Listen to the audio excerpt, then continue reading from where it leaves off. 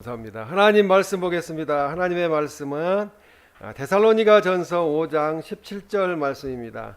신약성경 333페이지 데살로니가 전서 5장 17절 말씀을 합독하시겠습니다.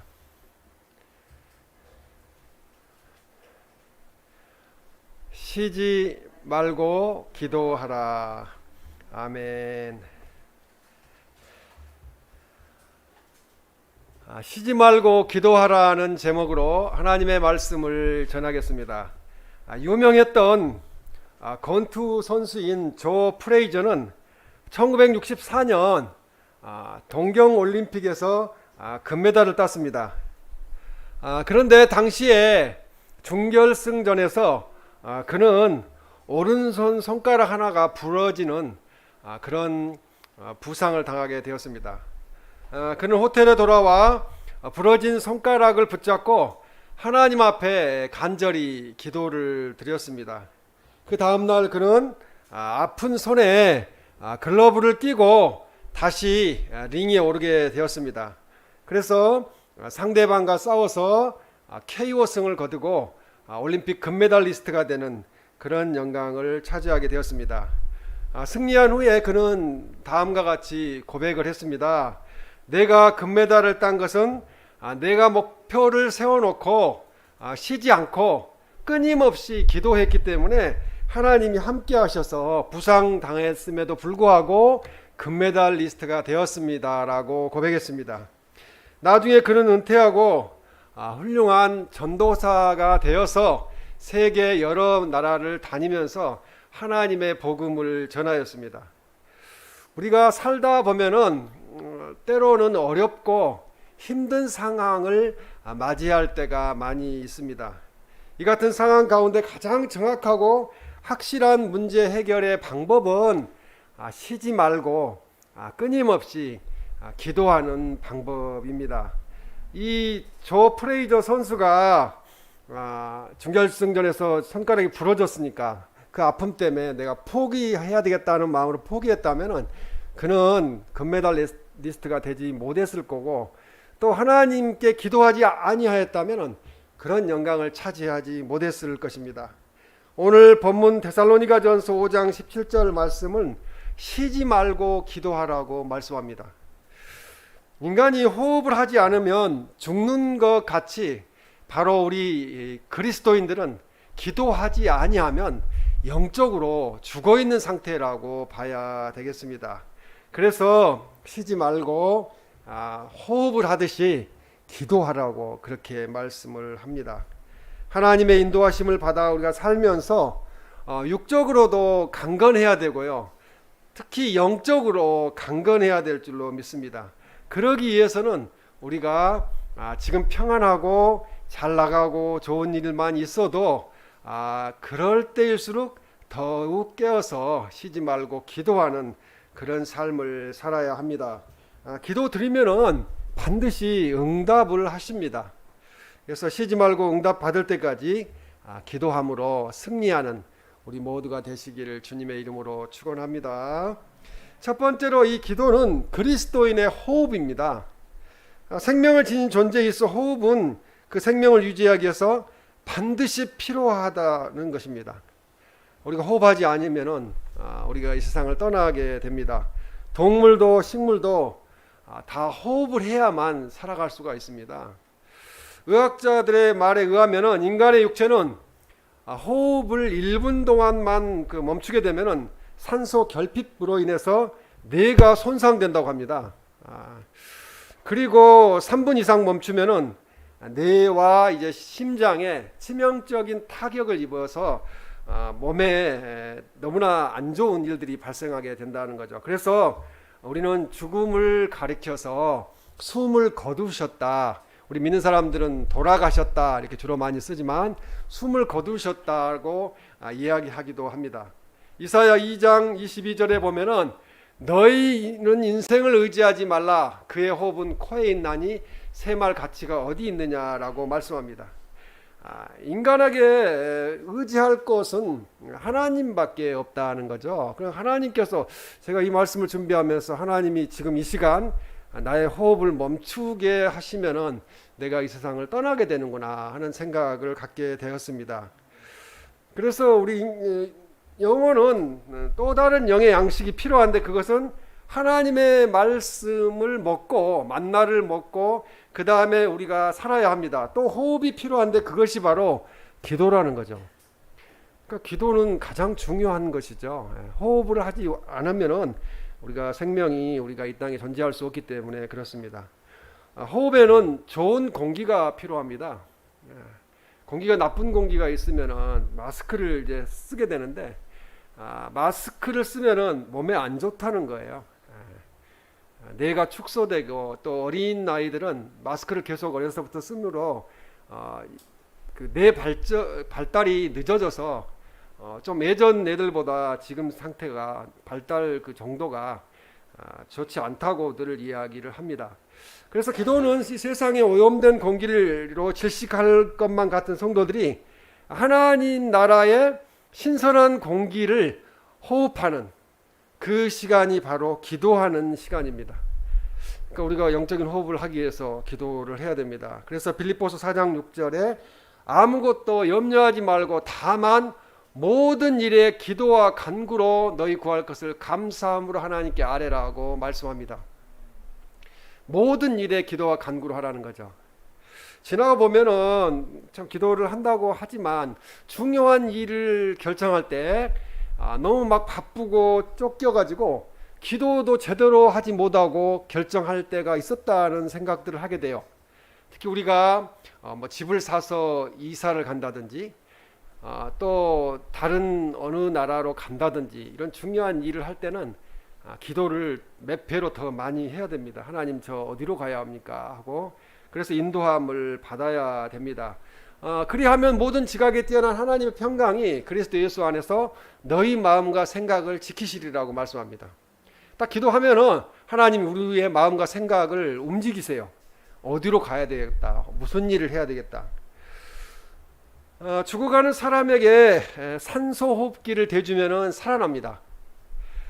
그렇게 살아나듯이 세상의 죄로 오염된 풍조 속에 성도의 영혼이 염려와 근심과 슬픔으로 그렇게 낙심으로 이렇게 질식되게 될 때에 기도를 드리면요, 새로운 소망을 주세요.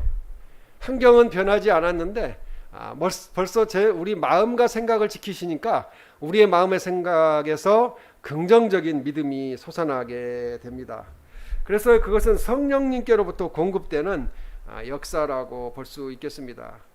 이와 같이 성도가 기도하지 않는다면 그 누가 무엇라 해도 영혼은 시들어가고 있다는, 결국은 그렇게 시들어버린다는, 그렇게 죽게 된다는 것을 보여주게 됩니다.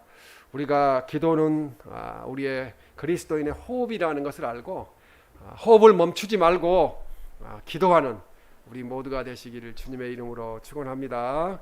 두 번째로, 기도는 하나님과의 대화입니다. 요즘 대화하지 않잖아요. 부모 자식 간에도 대화를 하지 않고 그렇게 시간들이 지나고 있는데, 대화를 많이 해야 됩니다. 가족 간의 대화도 많이 해야 되고, 특히 하나님과의 대화를 많이 해야 됩니다.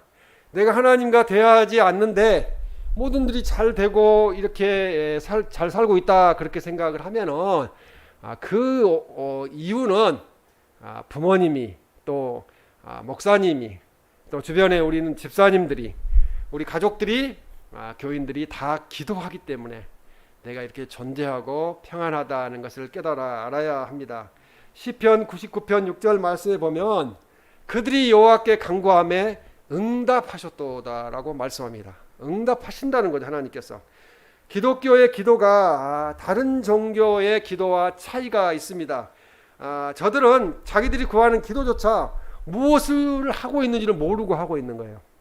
특히 방언할 때 주의해야 되고 조심해야 될 것은, 방언을 내가 하는데 내가 지금 방언 기도로서 무슨 말을 하고 있는 것인지 모르고 하고 있다, 그러면 방언을 그쳐야 됩니다.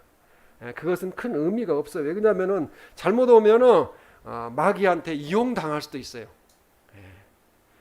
이렇게 뭐 세이튼하고 막 세이튼을 이렇게 사탄을 찬양하는 그런 뉴에이지 음악들이 있잖아요. 그 모르고 하는 거예요. 모르고 영어 무슨 말인지도 모르고 하다 보면은 크게 죄를 짓게 되는 그런 상황에 놓이게 됩니다. 이 세상 그 타 종교들의 그 기도는 그냥 정성을 들이면은 응답된다고 생각을 합니다. 그러나 그 기도를 받는 대상이 없기 때문에 정성을 아무리 들여도 기도는 응답되지 않습니다. 그러나 우리는 하나님을 믿기 때문에 천지 만물을 창조하시고 지금도 운행하시고 마지막에 우리의 구원주가 되시며 심판주가 되시는 인격적인 하나님을 우리가 믿고 있기 때문에 진리 안에서 인격적인 대화가 필요하다는 거죠. 기도에 막 격식을 갖추고 무릎을 꿇고 교회 와서 그렇게 한다고 하나님이 꼭 응답하시는 것만은 아니고 어디서든지 집에서든지 길거리에서든지 차 운전하고 갈 때든지 어디서든지 기도하면 그냥 대화가 되는 거예요. 그냥 아버지 부르면은 하나님이 바로 내 안에도 계시지만 내 옆에 계시기 때문에 그렇습니다. 성경 어디에도 자기도 모르고 남도 모르고 하나님도 모르는 주술을 외움으로써 하나님께 기도가 된다는 거, 응답된다는 말은 없습니다. 하나님과 대화한다고 말씀하고 있는 거죠. 구약성경 열왕기상 18장에 보면은 바알 선지자들과 아세라 선지자 850명이 이 엘리야 선지자와 850대 1로 서로 대적을 하였습니다. 그 850명이 소리를 지르고 바알을 부르고 난리를 쳤지만 하루 종일 그렇게 했지만 응답이 없었어요. 왜? 그 바알이라는 것은 사람이 만든 그냥 목상에 지나지 않기 때문에 그렇습니다. 그러나 엘리야 선지자가 그것도 가뭄에 3년 6개월 동안 비가 오지 않았는데 가뭄에 물을 구해다가 원래 물을 부으면은 불이 잘 안 붙잖아요. 비가 온다든지 그러면은. 그런데 오히려 물을 붓고 도랑에 넘칠 정도로 간구했을 때, 간단하게 부르짖었을 때 바로 불이 내려서 하나님의 응답이 임하였습니다. 그래서 우리 하나님은 대화할 수 있는, 대화하시는 인격적인 하나님이시라는 거죠. 이사야 1장 18절에도 보면은 오라 우리가 서로 변론하자 이렇게 말합니다. 변론하자는 것은 대화하자는 거예요. 오라 우리가 대화하자. 근데 요즘 우리 자녀들은 앉아라 우리 대화하자 그러면 싫어하잖아요. 그렇죠? 근데 대화가 있어야 된다는 거죠. 가정에도 대화가 있어야 되고 하나님과 우리 사이에도 대화가 있어야 합니다. 그래서 대화를 할 때 인격자와의 대화는 아주 쉽게 잘 통하게 되죠. 서로 그냥 네 맞습니다. 네 그렇게 하겠습니다 하고 잘 되는데 쌍방 간의 대화가 이제 부드럽게 그렇게 됩니다. 그것은 서로 영적으로 통하기 때문에 그렇게 잘 된다는 거죠. 그런데 말이 통하지 않는 사람과의 대화를 하게 되면은 말이 통하지 않는 거예요. 서로 평행선을 긋게 됩니다. 그래서 결국은 시끄러운 소리가 나게 되고 분쟁으로 결말을 맺게 됩니다.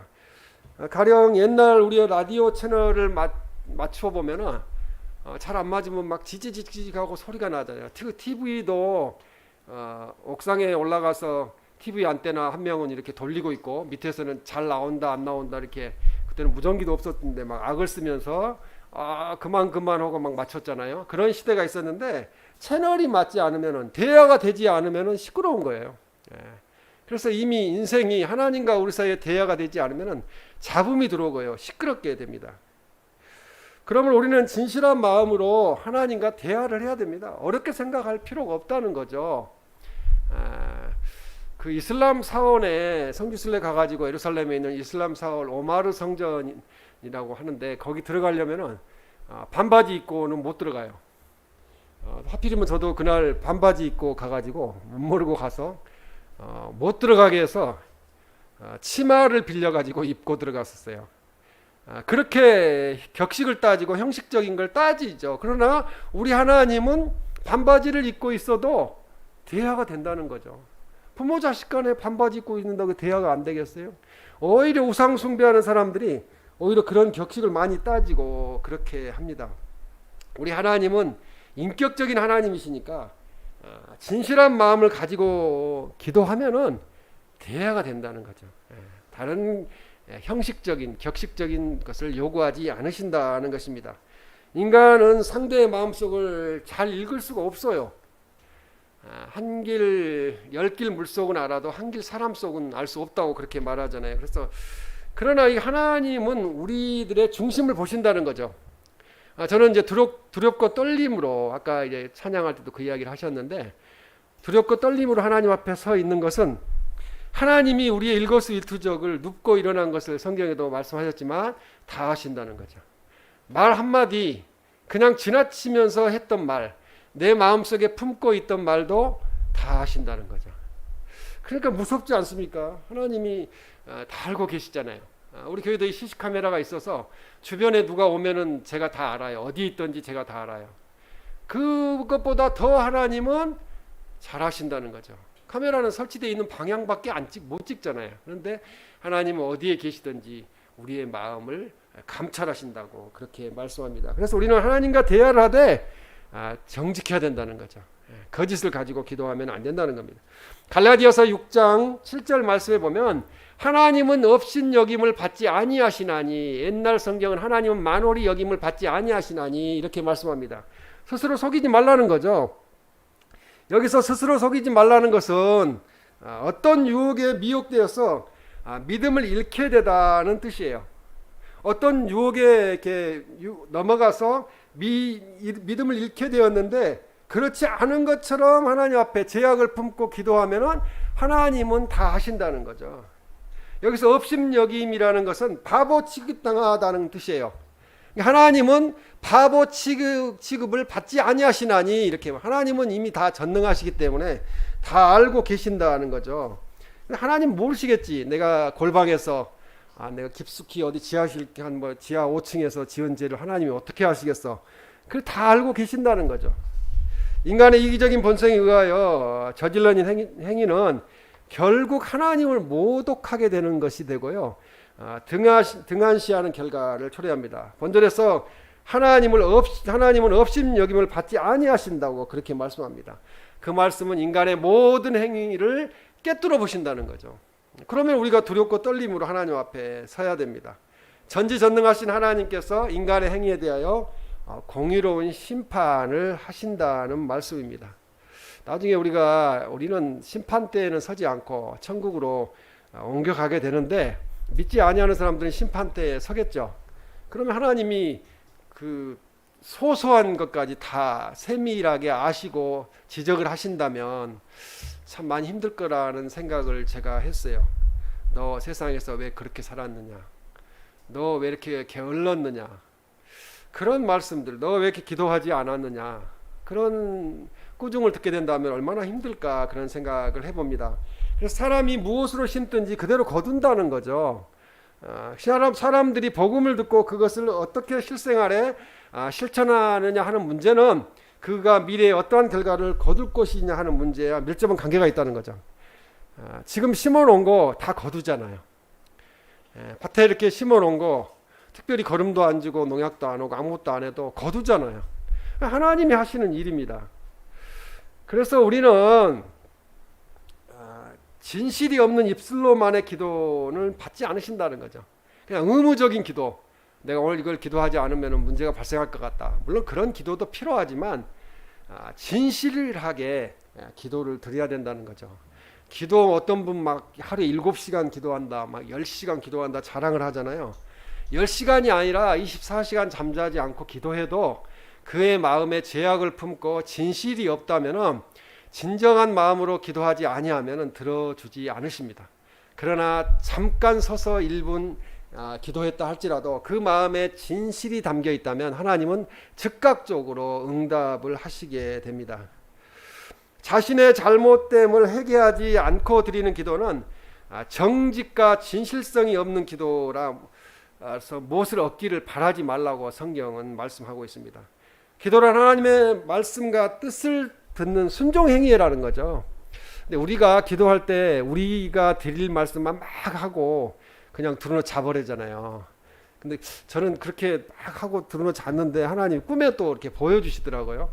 이렇게 말씀을 이렇게 보여주시는데, 그것보다는 좀 잠잠히 기다리는 묵상의 시간이 필요하죠. 기도 드렸으면 하나님이 나에게 뭐라고 말씀하실까, 이렇게 듣는 시간이 필요합니다. 우리가 기도하는 대화의 상대는 창조주시고 우리의 주님이시고 하나님이십니다. 그렇기 때문에 하나님은 확실하게 역사하시게 됩니다. 그러므로 우리가 기도로서 하나님을 내 뜻으로 설득하려 해서는 안 된다는 거죠. 그것이 잘못이에요. 하나님 나 이렇게 이거 둘 중에 어떤 것이 돼야 될지 모릅니다. 하나님 응답해 주세요 해가지고 그게 응답이 됐는데 인간적인 생각을 거기다 개입시켜 가지고 자기가 교통정리를 또 하는 거예요. 결과적으로 그렇게 되면은 나중에 그게 잘못됐다는 것을 깨닫게 됩니다. 기도했으면 하나님이 인도하시는 대로 딱 결단한 대로 결정을 한 대로 따라서 가야 됩니다. 그래서 우리는 기도로서 하나님의 뜻을 발견하고 그렇게 살아야 됩니다. 마태복음 6장 10절에 보면 나라가 임하시오며 뜻이 하늘에서 이루어진 것 같이 땅에서도 이루어지이다 이렇게 말씀합니다. 우리 주기도문인데요. 뜻이 하늘에서 이루어진 것 같이 땅에서도 이루어지게 해달라고 그렇게 하나님의 뜻이 땅에서 적용되게 해달라고 우리의 삶에 적용되게 해달라고 그렇게 기도를 드려야 됩니다. 우리가 기도를 하게 되면 우리는 하나님의 뜻과 일치하게 된다는 거죠. 세상에서 살 때 하나님의 뜻과 일치하게만 된다면 그 모든 일이 형통하게 됩니다. 바울이 아시아로 가서 복음을 전하고자 하였으나 하나님은 그것을 원치 않으셨어요. 그래서 마게도냐로 바울을 보내셨습니다. 바울이 병 낫기를 위해 기도했지만은 내 은혜가 내게 족하도다 하면서 하나님은 그 부분을 가시로 남겨놓고 그 가시 때문에 사도 바울이 순종하게 열심을 내게 만들었습니다. 그래서 하나님의 뜻이 거기에 있었습니다. 기도는 내가 하나님을 설득하는 것이 아니라 나로 하여금 하나님의 뜻에 순종하도록 만드는 것이 바로 기도입니다. 그래서 우리는 순종하며 기도를 드려야 합니다. 하나님 앞에 우리가 순종하면서 기도 드림으로 심은 대로 좋은 것으로 거두는 우리 모두가 되시기를 주님의 이름으로 축원합니다. 세 번째 마지막으로 기도는 문제 해결의 열쇠이므로 쉬지 말고 기도해야 한다고 말씀합니다. 여러 문제가 계속 발생하잖아요. 우리는 뭐 돈도 없고 백도 없고 뭐 아무것도 없잖아요. 그러면은 문제 해결 방법은 기도하는 방법밖에 없어요. 기도는 할 수도 있잖아요. 기도하면요 사람 마음들이 바뀌어요. 그 강팍한 마음들이 서서히 녹아지면서 문제가 해결되기 시작합니다. 발명왕 토마스 에디슨은 매우 가난한 가정에서 태어났습니다. 에디슨이 초등학교 다닐 때 담임 교사가 너는 머리가 너무 나빠서 아무리 가르쳐도 안 된다고 그렇게 말하면서 집에 가라고 그렇게 이야기했습니다. 집에 가서 네 혼자 공부해라. 아니면 네 부모님한테 가르쳐달라고 해라. 이렇게 집으로 보냈습니다. 그러나 이 에디슨의 어머님은 낙심하지 않고 열심히 가르치면서 약해지지 않도록 힘을 다하고 힘을 달라고 하나님 앞에 기도를 간절히 했습니다. 믿음의 어머니였다는 거죠. 그런 가운데 11살이 된 에디슨은 기차 한 모퉁이에서 신문팔이를 하였습니다. 신문을 팔다가 거기에서 발명을 했었는데 하필이면 거기에 기차에 불이 나가지고 차장에게 따귀를 맞고 쫓겨나는 그런 신세가 되었습니다. 그러면서 그 맞은 따귀 때문에 청력을 잃어버렸다고 그래요. 그래서 귀가 들리지 않는 그런 더 악한 상황에 놓이게 되었습니다. 그런 어려운 처지에서도 그는 굴하지 않고 노력하여서 2000여 종, 생각을 할 수 없을 정도로 많은 2000여 종의 발명품을 발명하는 발명왕이 되었습니다. 그는 늘 기도하고 감사하는 신앙의 사람이 되었습니다. 어머니 영향으로 인해서. 그다음에 전구를 발명하고 완성할 때까지 무려 12만 번이나 기도를 했다고 합니다. 우리 머리털 수가 12만 개라고 그러는데 기도를 12만 번이나 했다는 거죠. 그러면서 한 가지 발명품들을 발명하게 되었다는 겁니다. 그 누가 12만 번 기도하고 결과를 얻은 사람들이 있을까요? 우리 하나님은 우리의 인내력을 아시고 12만 번 하지 않아도 바로바로 응답하세요.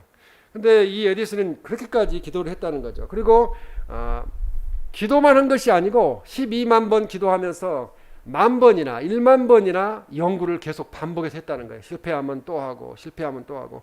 그 덕분에 우리가 이렇게 밝은 데서 생활을 하게 되었습니다. 그는 한 번 실험해서 실패하면 3시간을 기도했다고 합니다. 하나님 왜 이게 잘 안 될까요? 하고 3시간을 기도했다고 합니다. 그런 인내의 노력 끝에 그는 훌륭한 발명가가 되었다는 거죠. 학교에서 아예 전응아로 취급받고 쫓겨나다시피 한 그런 쫓겨난 친구가 에디슨이 세계의 가장 큰 발명왕이 되었습니다. 예레미야 33장 3절에 너는 내게 부르짖으라 내가 내게 응답하겠고 크고 은밀한 일을 내게 보이리라고 말씀합니다. 이거 은밀한 일은요, 우리가 상상하지도 못했던 응답들이 온다는 거죠. 하나님께서 나는 이쪽 방향으로 생각했는데 이렇게까지 역사하시는구나.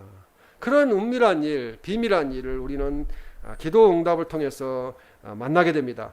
기도는 성도들이 인간적인 지혜와 힘으로 해결할 수 없는 신앙적 삶의 난제들을 해결하는 열쇠라는 거죠.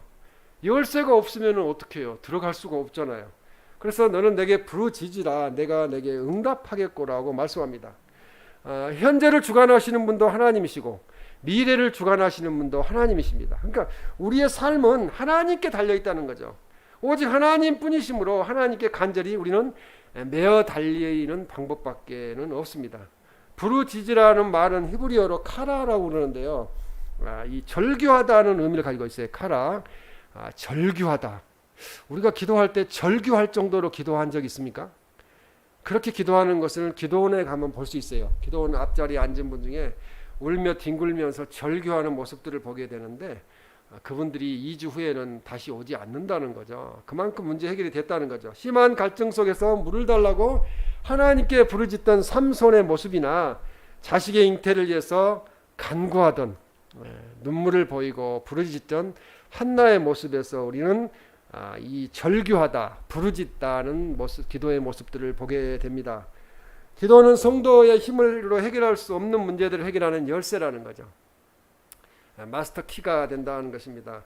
급변하는 사회 속에서 갈피를 잡기가 힘든 세상입니다. 무엇이 옳은 일인지 무엇이 그릇된 일인지를 알 수 없는 그런 사회 속에서 우리는 갈피를 잡기가 힘든 세상이 되어버렸습니다. 우리는 어려운 시대에 살고 있습니다. 이제 마지막 시대에 살고 있으면서 기도하지 아니하면 우리가 올바른 길로 갈 수 없는, 올바른 삶을 살 수 없는 시대에 우리가 살고 있습니다. 그러므로 우리가 쉬지 말고 기도해야 합니다. 오늘 데살로니가전서 5장 17절에 쉬지 말고 기도하라고 말씀합니다. 기도는 주님과 영적으로 교통하며 교제하는 생활이기 때문에 늘 하나님을 의지하는 마음 자세, 하나님과 영적으로 교통이 계속되는 것을 이야기합니다. 잠 안 자고 기도하는 게 쉬지 말고 기도하는 것이 아니죠. 날마다 자신의 죄를 회개하고 영이 깨어서 하나님과 교통하는 삶을 살라는 거죠. 어디에 있든지. 그래서 쉬지 말고 기도하는 성도가 거룩한 성도라고 성경은 말씀합니다. 성도는 이미 천국 구원을 영원히 확정받은 자이기 때문에 세상 끝날까지는 이 세상에서 살아야 된다는 거죠. 이 세상을 떠날 수가 없잖아요. 우리 마음대로. 그리고 회개하는 순간 하나님이 우리를 값없이 은혜로 제사함을 받아 즉각적으로 최종적으로 의인의 영적 신분을 주셨기 때문에 의인답게 그렇게 살아야 합니다. 그리고 이 성화되어 가고 있는 가정이기 때문에 우리는 발전과 쇠퇴를 할 수가 있다는 거죠. 때로는 힘들 때도 있고 때로는 좋아질 때도 있고 이렇게 왔다 갔다 하기 때문에 항상 힘들 때는 기도하고 또 좋은 일 있을 때는 하나님을 찬송하고 이런 삶을 살아야 됩니다. 성도는 매 순간 자신의 연약함을 인하여 하나님의 새로운 도움을 필요로 한다는 거죠. 하나님과 교제 안에서 모든 문제가 해결될 수 있다고 말씀합니다. 그래서 문제 해결의 통로는 기도밖에 없다는 것입니다. 데살로니가 전서 5장 16절 말씀을 보면은 항상 기뻐하라고 말씀합니다. 기쁨의 삶을 지속시킬 수 있는 것은 기도밖에 없다는 거죠. 기도하지 않고는 내 마음도 움직일 수 없기 때문에 항상 기뻐할 수가 없습니다. 그래서 기도가 필요합니다. 환난 중에도 기뻐할 수 있는 문제 해결의 비결은 기도하는 거라는 거죠. 그 다음에 데살로니가전서 5장 17절에 쉬지 말고 기도하라는 명령은 항상 기도하는 정신으로 생활하라는 거죠. 하나님 앞에 항상 하나님을 의식하고 현실적으로 중단 없는 기도를 하지는 못하지만 기도를 최대한 일상생활에서 계속 해야 된다는 말씀을 쉬지 말고 기도하라는 말씀으로 표현합니다. 그리스도인들에게 있어서 기도는 호흡이요 생명입니다.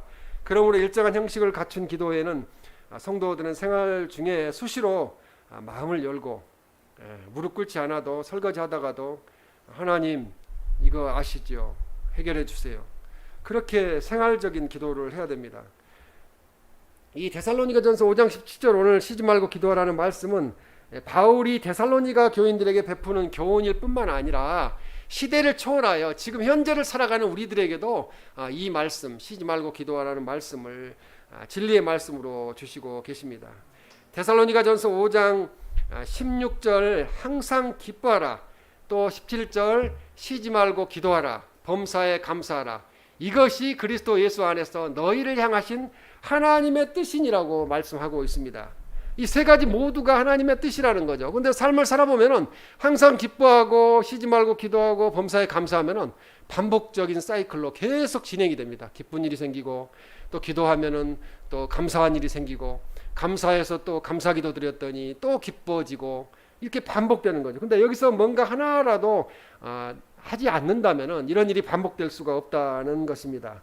그래서 우리는 에베소 6장 18절에 보면은 항상 힘쓰라고 말씀하고 있어요.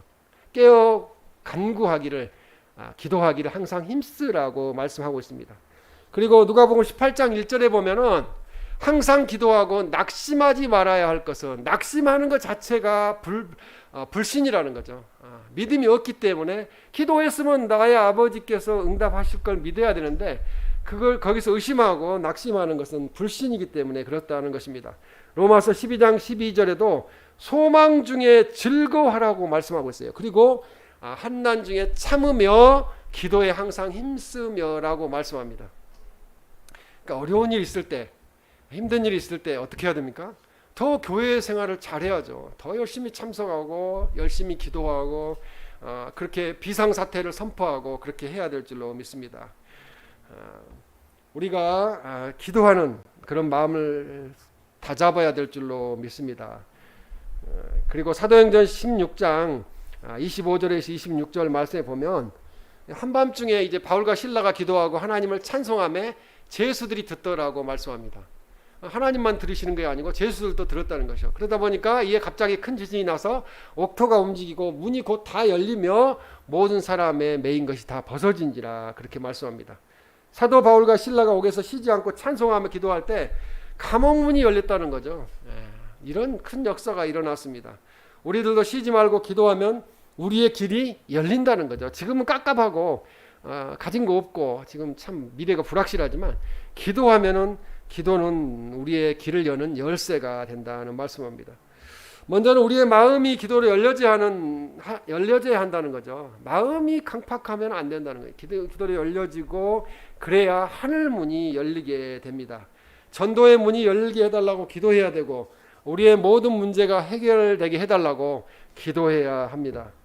기도는 그리스도인의 호흡이고 기도는 하나님과의 대화이며 기도는 문제 해결의 열쇠임을 알고 쉬지 말고 기도함으로 응답받아서 이 세상에서 삶을 승리하는 삶을 사시기를, 간증하는 삶을 사시기를 주님의 이름으로 축원합니다.